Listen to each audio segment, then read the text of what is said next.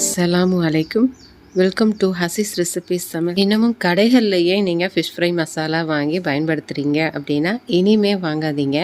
நம்ம வீட்டிலையே சுலபமாக 2 விதமான ஃபிஷ் ஃப்ரை மசாலா எப்படி பண்ணலாங்கிறத இன்றைக்கி பார்க்க போகிறோம். கடைகளில் வாங்கக்கூடியதில் அதிக நாள் ஸ்டோர் பண்ணி வைக்கிறதுக்காண்டி ப்ரிசர்வேட்டிவும், டேஸ்ட் அதிகப்படுத்துறதுக்காண்டி அஜினோமோட்டோ மாதிரி பொருட்களையும், கலருக்காண்டி அட்ராக்டிவ் ஃபுட் கலரையும் ஆட் பண்ணியிருப்பாங்க. நம்ம எதுவுமே இல்லாமல் நம்ம வீட்டில் உள்ள பொருட்களை வச்சு டேஸ்டியான ஒரு ஃபிஷ் ஃப்ரை மசாலா எப்படி செய்யலாங்கிறத நம்ம இன்றைக்கி பார்க்கலாம். இந்த மசாலாவை வச்சு சிக்கன்லையும் ஃப்ரை பண்ணலாம்.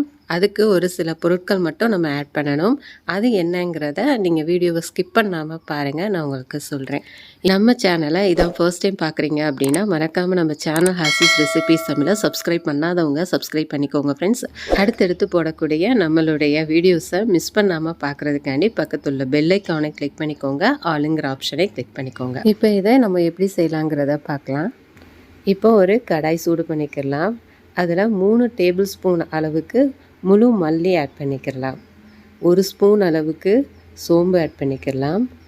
1 ஸ்பூன் அளவுக்கு மிளகு ஆட் பண்ணிக்கலாம்.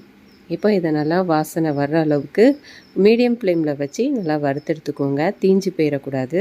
தீஞ்சு போயிடுச்சு அப்படின்னா அதோடைய டேஸ்ட்டே மாறி போயிடும். இப்போ இந்த அளவு நல்லா வறுத்ததுக்கு அப்புறமேலு 1 ஸ்பூன் அளவுக்கு ஜீரகத்தூள் ஆட் பண்ணியிருக்கேன். இப்போ நம்ம ஸ்டவ் ஆஃப் பண்ணிடலாம். ஜீரகத்தூளுக்கு பதிலாக நீங்கள் முழு ஜீரகம் 1 ஸ்பூன் அளவுக்கு கூட ஆட் பண்ணிக்கலாம். முழு ஜீரகம் ஆட் பண்ணுறதா இருந்தால் மிளகு சோம்பு ஆட் பண்ணும் போதே நீங்கள் அதை ஆட் பண்ணிக்கோங்க. இப்போ நல்லா ஆறுனதுக்கு அப்புறமேலு ஒரு மிக்ஸி ஜாருக்கு ட்ரான்ஸ்ஃபர் பண்ணி நல்லா பவுடராக நம்ம அரைச்சி எடுத்துக்கிடுவோம்.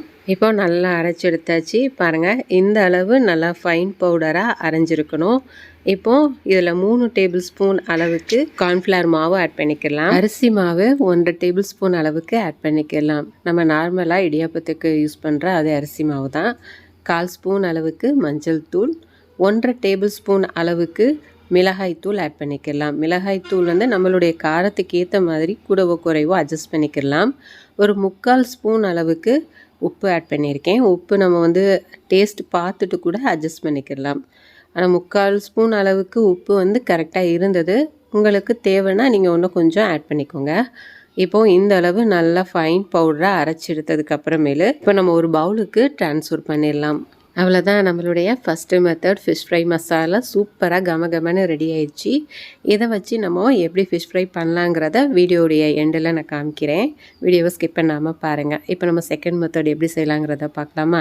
இது ரொம்ப ஈஸியாக குயிக்காக பண்ணிடலாம். இப்போ இதுக்கு ஒரு பவுல் எடுத்துக்கலாம். இதில் 1/2 டேபிள் ஸ்பூன் அளவுக்கு அரிசி மாவு ஆட் பண்ணிக்கலாம். 3 டேபிள் ஸ்பூன் அளவுக்கு கார்ன்ஃப்ளவர் மாவு ஆட் பண்ணிக்கலாம். 2 டேபிள் ஸ்பூன் அளவுக்கு காஷ்மீரி சில்லி பவுடர் ஆட் பண்ணிக்கலாம்.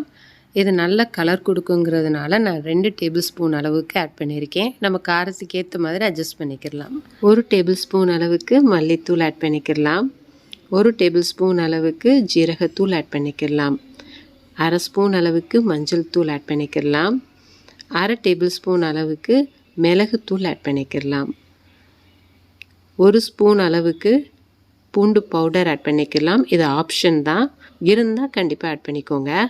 1/2 ஸ்பூன் அளவுக்கு இஞ்சி பவுடர் ஆட் பண்ணிக்கலாம். ஒரு 3/4 ஸ்பூன் அளவுக்கு உப்பு ஆட் பண்ணியிருக்கேன். தேவைப்பட்டால் நம்ம டேஸ்ட்டு பார்த்துட்டு கூட நம்ம ஆட் பண்ணிக்கலாம். இப்போ இது எல்லாத்தையுமே நல்லா ஒன்று போல் நல்லா மிக்ஸ் பண்ணிக்கலாம். இது ஒன்று போல் நல்லா மிக்ஸ் பண்ணி வரணுங்கிறதுக்காண்டி ஒரு மிக்ஸி ஜாரில் ட்ரான்ஸ்ஃபர் பண்ணி நல்லா ஒன்று போல் இது போல் நல்லா அரைச்சி எடுத்துக்கலாம். அவ்வளோதான், நம்மளுடைய செகண்ட் மெத்தட் ஃபிஷ் ஃப்ரை மசாலாவும் சூப்பராக ரெடி ஆயிடுச்சு. இது நீங்கள் பார்க்குறதுக்கு கலர் இல்லாமல் இருக்கலாம்.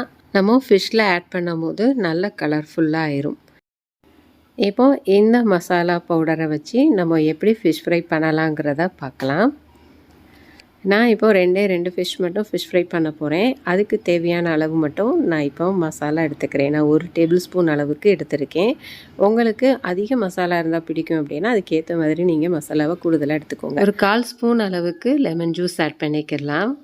நம்ம இந்த பவுடரில் இஞ்சி பூண்டு பவுடர் ஆட் பண்ணியிருக்கிறதுனால நான் வந்து இஞ்சி பூண்டு பேஸ்ட் ஆட் பண்ணலை. உங்களுக்கு ஃப்ளேவர் இன்னும் கொஞ்சம் தூக்கலாக வேணும் அப்படின்னா நீங்கள் கொஞ்சமாக இஞ்சி பூண்டு பேஸ்ட்டு ஆட் பண்ணிக்கோங்க. நம்ம நார்மலாக மீன் ஃப்ரை பண்ணுறதுக்கு எந்த அளவு திக்காக அந்த மசாலா பேஸ்ட்டு ரெடி பண்ணுவோமோ அந்த அளவு நல்லா திக்காக மசாலாவை தண்ணி ஊற்றி மிக்ஸ் பண்ணி எடுத்துக்கோங்க. ஒரு 1/4 ஸ்பூன் அளவுக்கு மட்டும் தேங்காய் எண்ணெய் ஆட் பண்ணிக்கிறேன். அப்போ தான் மீன் ஃப்ரை பண்ணும் போது மசாலா பிரிஞ்சு வராமல் இருக்கும். இப்போ இந்த மசாலாவை மீனில் தடவிக்கலாம். 2 மீனை நல்லா வாஷ் பண்ணி வச்சுருக்கேன். இப்போ இந்த மசாலாவை எல்லா இடத்துலையும் படுற மாதிரி ஃபுல்லாக நல்லா தடவி விட்டுடலாம்.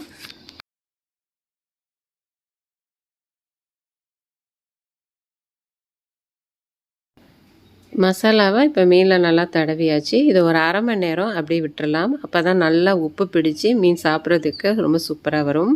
இப்போ 1/2 மணி நேரம் ஆயிடுச்சு. இப்போ இந்த மீனை நம்ம ஃப்ரை பண்ணி எடுத்துக்கலாம். எண்ணெய் நல்லா சூடானதுக்கு அப்புறமேல மீனை ஆட் பண்ணிக்கலாம். அப்போ தான் மீன் மசாலாலாம் சட்டியில் ஒட்டாமல் மீன் திருப்பும் போது நமக்கு ஈஸியாக இருக்கும், உடையாமலும் வரும். இப்போ நமக்கு ஒரு சைடு வெந்துருச்சு, நம்ம மறுபக்கம் திருப்பி விட்டுறலாம்.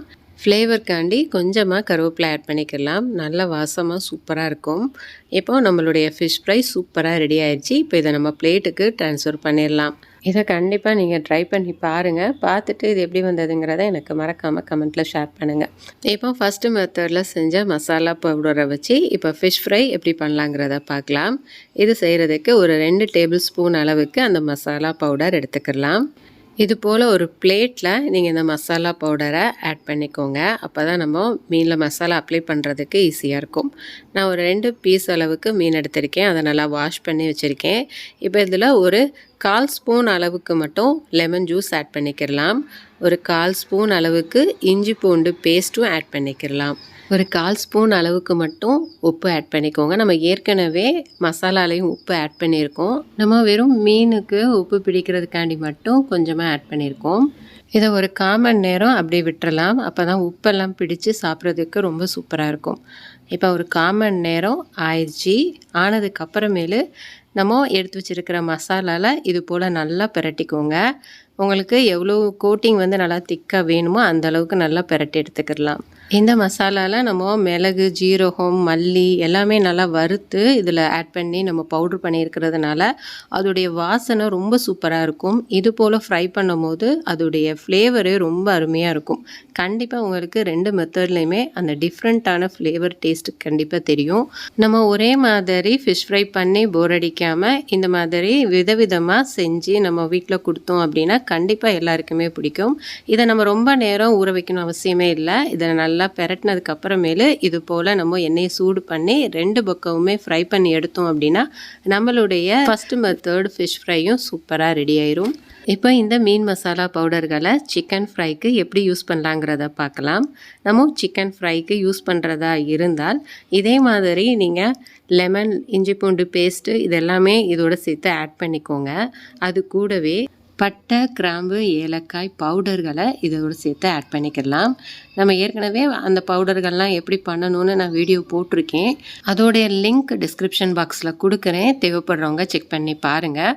நீங்கள் ஏற்கனவே அந்த மாதிரி பவுடர்கள் செஞ்சு வச்சுருந்தீங்க அப்படின்னா இந்த பவுடர்களோடு சேர்த்து யூஸ் பண்ணிக்கலாம். அப்படி இல்லை அப்படின்னா கரம் மசாலா பவுடர் யூஸ் பண்ணுறீங்கன்னாலும் அதை கூட நீங்கள் பயன்படுத்திக்கலாம். எந்த அளவு பயன்படுத்தணும் அப்படின்னா நம்ம ஒரு 2 டேபிள் ஸ்பூன் அளவுக்கு இந்த மசாலா பவுடர் எடுக்கிறோம் அப்படின்னா அதில் ஒரு 1/4 ஸ்பூன் அளவுக்கு பட்டை, கிராம், ஏலக்காய் பவுடர் ஆட் பண்ணிக்கலாம். அப்படி இல்லை அப்படின்னா கரம் மசாலா பவுடர் ஆட் பண்ணிக்கலாம். கண்டிப்பாக நீங்கள் இந்த 2 மெத்தடையுமே ட்ரை பண்ணி பாருங்கள். ட்ரை பண்ணி பார்த்துட்டு எந்த மெத்தட் உங்களுக்கு ரொம்ப பிடிச்சிருக்குங்கிறத எனக்கு மறக்காமல் கமெண்ட்டில் ஷேர் பண்ணுங்கள். இந்த வீடியோ கண்டிப்பாக உங்கள் எல்லாருக்குமே யூஸ்ஃபுல்லாக இருக்கும்னு நான் நம்புகிறேன். யூஸ்ஃபுல்லாக இருந்துச்சு அப்படின்னா உங்கள் ஃப்ரெண்ட்ஸ், ரிலேட்டிவ்ஸ் எல்லா பேருக்குமே நிறைய ஷேர் பண்ணி விடுங்க. அவங்களுக்கும் யூஸ்ஃபுல்லாக இருக்கட்டும். இது வரைக்கும் நம்ம சேனல் ஹசிஸ் ரெசிபீஸ் தமிழில் சப்ஸ்கிரைப் பண்ணாதவங்களும் சப்ஸ்கிரைப் பண்ணிக்கோங்க ஃப்ரெண்ட்ஸ். நம்ம நெக்ஸ்ட் வீடியோவில் பார்க்கலாம். தேங்க்ஸ் ஃபார் வாட்சிங்.